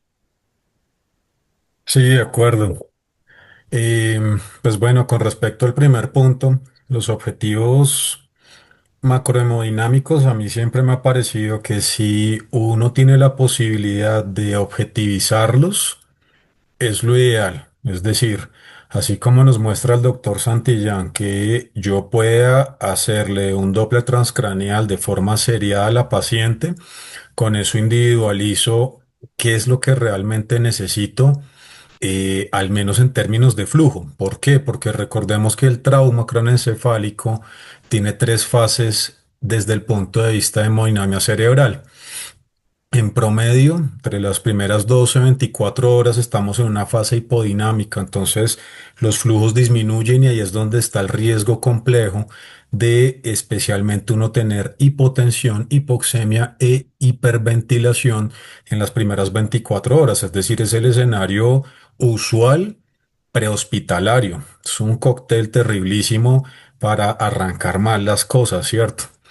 Entonces, en esas primeras fases, en esas primeras horas, usualmente, por eso uno necesita garantizar a lo menos una presión arterial sistólica de 110, si no tiene nada más, pero lo ideal es poder individualizarla. La siguiente fase hemodinámica ya cambia a hiperflujo.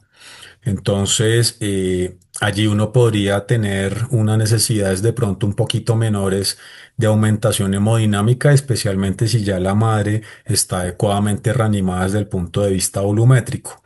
Y en cualquier punto de la evolución uno puede perder la autorregulación vascular cerebral. Y al menos en mi caso, creo tal vez desafortunado, he visto que pierden la autorregulación muy tempranamente, diferente a los pacientes no obstétricos. Entonces, es imposible yo poder determinar una pérdida o una alteración de la autorregulación vascular cerebral si no la estoy midiendo de alguna estrategia. Entonces, el mensaje sigue siendo insistente en que necesitamos aprender a hacer mejor neuromonitoría en estas pacientes, y esas son realidades fisiológicas que no tengo absolutamente ninguna otra forma de poderlo determinar si no lo estoy midiendo de alguna manera. Pero para resumir la primera parte de la pregunta, pues la respuesta es sí, necesitamos mantener unas metas macrohemodinámicas iniciales, que serían básicamente similares a las recomendaciones de la Brain Trauma Foundation para pacientes menores de 40 años. Entonces necesitamos unas presiones iniciales, pues un poquito más altas, ¿no? Pero de nuevo, y hago hincapié, lo ideal es monitorizar e individualizar, porque estos pacientes, la hemodinamia cerebral va a estar cambiando en el día a día. Y con respecto a las terapias hiperosmolares, sí, pues el problema importante es que lo que está más ampliamente difundido y a la mano, y además con presentación comercial, al menos en Colombia, es el manitol, ¿no? Entonces mucha gente está un poquito más familiarizada, pero pues usted lo acaba de mencionar, eso tiene un riesgo paralelo para el feto y para la mamá. Para el feto, pues ya hablamos, eso tiene un efecto eh, que deshidrata los espacios intravasculares de ambos organismos. Entonces, si yo además tengo apenas la fase de reanimación inicial de la paciente, sospecho que tiene hipertensión intracraneal y arranco parte de mi reanimación con manitol, apenas arranque la diuresis osmótica, voy a tener más problemas. La paciente se me va a quedar más rápidamente hipoperfundida, voy a tener menor presión de perfusión cerebral y voy a tener menor presión de perfusión uteroplacentaria. Entonces, a mí me parece que no es tan buena idea. Entonces pasamos a soluciones hiperosmolares basadas en sodio. Eh, Hay que monitorizarlas. Entonces, hay que vigilar los niveles de sodio y cloro, y el cloro termina siendo más importante incluso, porque los pacientes neurocríticos con terapias hiperosmolares, que presentan baja tolerancia, es decir, que rápidamente suben los niveles de sodio y de cloro, pueden tener un riesgo aumentado de presentar lesión renal aguda, por esos niveles tóxicos de cloro sobre la nefrona. Y el paciente neurocrítico que presenta lesión renal tiene un aumento exagerado en la probabilidad de fallecer. El paciente que termina haciendo lesión renal, aquí 3, es de lo más complejo, desde el punto de vista de sobrevida automáticamente. Entonces las recomendaciones: hay que perderle el miedo. Me parece más seguro utilizar terapias hiperosmolares basadas en sodio. Y hay un concepto relativamente reciente que es el edema de rebote cuando se usa manitol. Recordemos que en trauma craneoencefálico, la rampa de ascenso de edema cerebral, usualmente uno espera que entre el tercer y quinto día está alcanzando una meseta. ¿Sí? Los primeros 3 días es sube, sube, sube, sube, sube la presión intracraneal, se altera la distensibilidad, pero uno espera que entre el tercero y el quinto empieza a estabilizarse. No va a mejorar la distensibilidad cerebral, pero al menos ya no empeora más en la gran mayoría de los casos.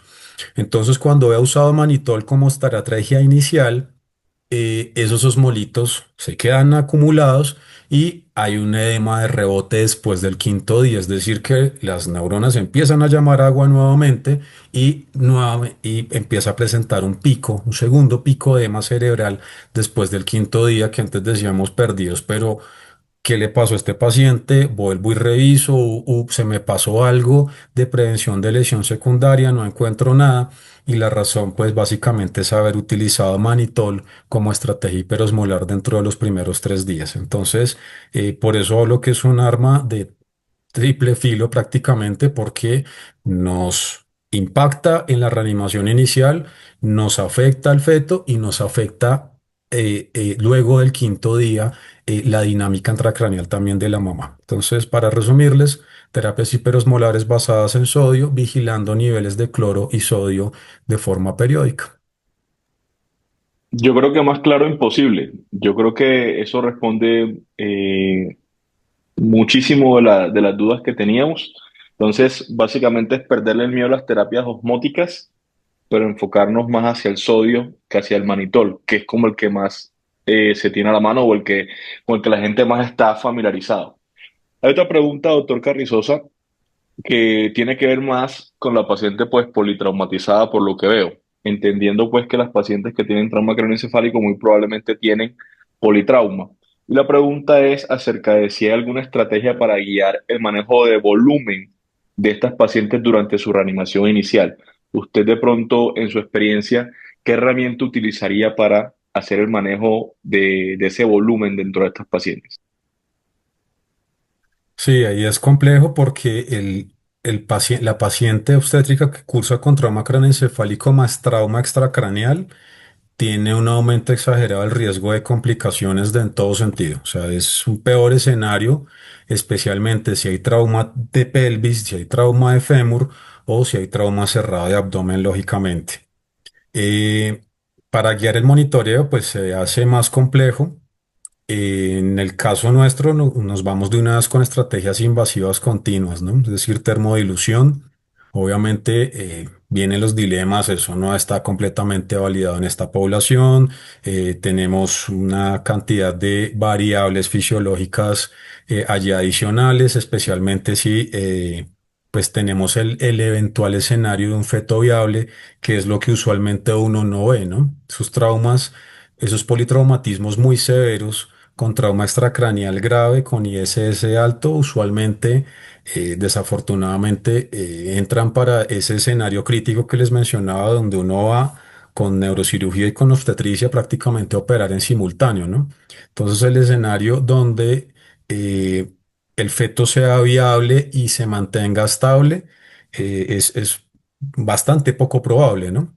Lo cual hace que si la paciente se desembaraza, pues arranca a comportarse casi como una paciente neurocrítica más habitual, ¿no? Pues obviamente con unos cambios un poquito más acelerados de un puerperio acelerado, pero que al final uno termina viendo que la interacción cerebro-pulmón-riñón se terminan comportando muy parecidos a los pacientes neurocríticos graves generales.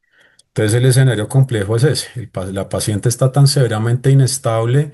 La pregunta siempre va a ser, ¿el feto sigue siendo viable y podemos mantener el embarazo? Y la respuesta en la gran mayoría de los casos es que no, no lo va a hacer, ¿no? Entonces, si está desembarazada, pues vamos con las estrategias usuales. Vale, entonces digamos que para resumir, lo que empleamos son las mismas técnicas invasivas que se utilizan en pacientes de la población general para poder objetivizar esa respuesta a volumen de los pacientes. Sí, doctor Carrizosa, muchísimas gracias. De verdad, muy, muy claras sus respuestas y creo que nos deja muy satisfechos a todos. Digamos, partiendo de eso que usted hablaba acerca de la viabilidad fetal, hay una pregunta, digamos, dirigida más hacia la doctora María Teresa, y nos hablan de que en el escenario de la muerte encefálica, ¿qué parámetros clínicos o estacionarios nos permitirían a nosotros establecer el límite entre un soporte justificado para la mamá, pensando en el feto, o hasta qué punto estamos hablando ya de lo que menciona Sofía Cifuentes acá, obstinación terapéutica? ¿Hasta qué punto decimos, bueno, vale la pena seguir manteniendo a la mamá con vida o no, justificándonos por el feto? Bien, eso depende. Bueno, gracias por la pregunta. De acuerdo, es muy difícil llegar a saber el punto en qué momento es algo fútil llegar a mantener una paciente con muerte encefálica para asegurar una viabilidad fetal. Eso depende de cada institución, es muy diferente mantener una paciente en un sitio donde haya disponibilidad de UCI neonatal para atender un pretérmino extremo que no tener la UCI neonatal disponible. Em, hay que considerar cada caso en particular, siempre llevarlo a junta multidisciplinaria. La decisión no solamente la toma el obstetra o solamente el intensivista o solamente el equipo de donación de órganos, sino obviamente debe ser consensuado incluso. Se habla con los familiares, quién se va a hacer cargo del, del, del neonato. Es, cada caso en particular es diferente. Además, es muy diferente tener una muerte encefálica a la semana 17 que tenerla a la semana 30, por ejemplo.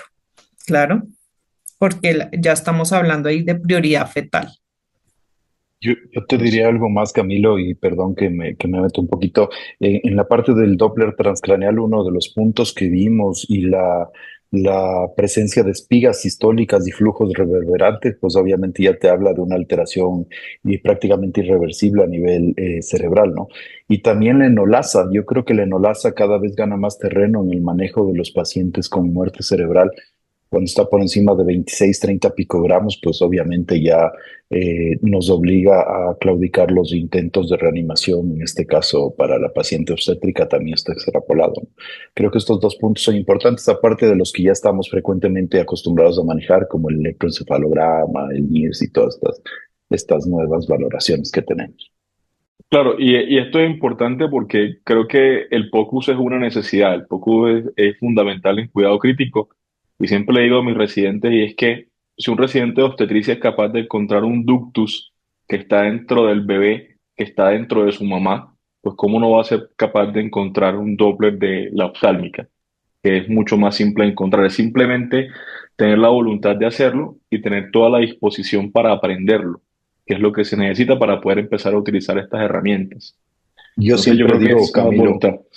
que los obstetras, los ginecólogos nacen con el eco, ¿no? Realmente el aprendizaje que tienen en el ámbito ultrasonográfico es tan amplio que las curvas de aprendizajes para la ultrasonografía a la cabecera del paciente aplicada en paciente obstétrica es mucho menor. Definitivamente aprenden mucho más rápido porque ya tienen una curva, como tú dices, visualizaron ductos en un bebé. Y es mucho más fácil que ellos puedan desarrollar las otras habilidades técnicas en el manejo del POCUS. Sí, claro, definitivamente es así, definitivamente es así. Tenemos, aprovechando que tu intervención, Pablo, nos hace una pregunta César López, y es que nos pregunta si está validada la medición de la vaina del nervio óptico en pacientes conscientes. Sí, sí, sí está validado totalmente. De hecho, hay muchos estudios ya extrapolados a preeclampsia, mucho más en obstetricia, tanto de la vaina del nervio óptico como el Doppler de la arteria oftálmica para determinar criterio de severidad, por ejemplo, en preeclampsia. De hecho, hay un estudio súper interesante de la comparación del índice de pulsatibilidad de las arterias uterinas en comparación al índice de pulsatibilidad de la arteria oftálmica como mecanismo de predicción de probabilidad de preeclampsia con criterios de severidad, ¿no? En los primeros trimestres del embarazo. Entonces, está extrapolado, hay que manejarlo, es una estrategia no invasiva, dinámica, muy fácil de aprender que pues obviamente nos puede ayudar a manejar a los pacientes de una manera pues mucho más individualizada, basada en medicina de precisión, pero sí está extrapolado. Ahí te iba a preguntar, Pablo, de pronto, para preeclampsia, el Doppler de arteria oftálmica, más allá de diagnóstico, ¿sabes si existe algún estudio en el cual se haya utilizado como un predictor de desenlaces adversos específicos, de pronto desenlaces duros, tanto para la mamá como para el feto? ¿O no existen estudios al respecto?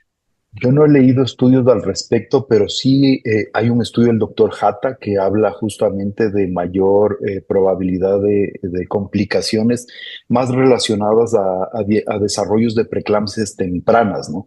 Estos patrones hipodinámicos que nosotros conocemos, tipo 1, en donde los pacientes tienen mayor morbimortalidad en general, pues se han extrapolado con índices de pulsatividad alterados e índices resistivos alterados en tanto en el Doppler de la oftálmica y ahora en el Doppler de la arteria central de la retina. Correcto, correcto. Bueno, en aras del tiempo, una última pregunta para la doctora María Teresa García. Y esta te pregunta va enfocada más hacia un aspecto como legal. No sé si la doctora conoce algo al respecto. Y es acerca de si existe la posibilidad, o eso está legislado, o existe algún caso publicado hasta ahora, donde en muertes encefálicas maternas, si tuviéramos un feto no viable, acerca de la utilización de esos tejidos fetales para fines médicos. No sé si usted conoce algún caso de eso o no hay nada escrito en la literatura. Como donación de órganos, pero de feto, posiblemente no esté regulado en Colombia aún eso. Y también, pues sería, no, en lo que hay en Colombia es la regulación fetal que habla como el feto como mantenimiento y que tiene sus derechos, ¿sí? De nacimiento, de mantenimiento y atención posparto, pero no se habla de donación fetal como parte para estudios o de donación de órganos fetales. Vale, entonces podríamos concluir que a día de hoy no existe regulación al respecto y no es una posibilidad para nosotros en Colombia. Bueno, entonces nada, yo quiero agradecerle pues a todos los que estuvieron presentes hasta ahora. Quiero agradecer nuevamente al doctor Carrizosa, a la doctora García, el doctor Santillán por habernos acompañado.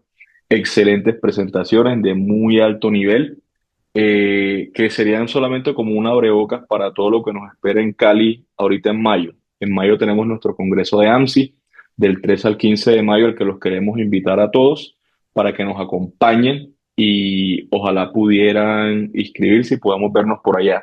Este año la metodología va a ser un poco diferente, va a haber interdisciplinariedad, no va a haber bloques aislados por cada sección, sino que va a haber interrelación de, por ejemplo, la sección de obstetricia con la sección de hemostasia. Entonces va a ser bien interesante, va a ser un ejercicio interesante que vamos a tener en el Congreso de Cali y esperamos contar con todos por allá.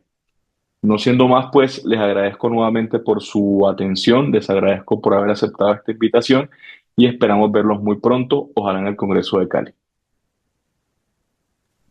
Muchas gracias. Bueno, que estén muy bien. Hasta luego. Hasta luego, buenas noches, muchas gracias.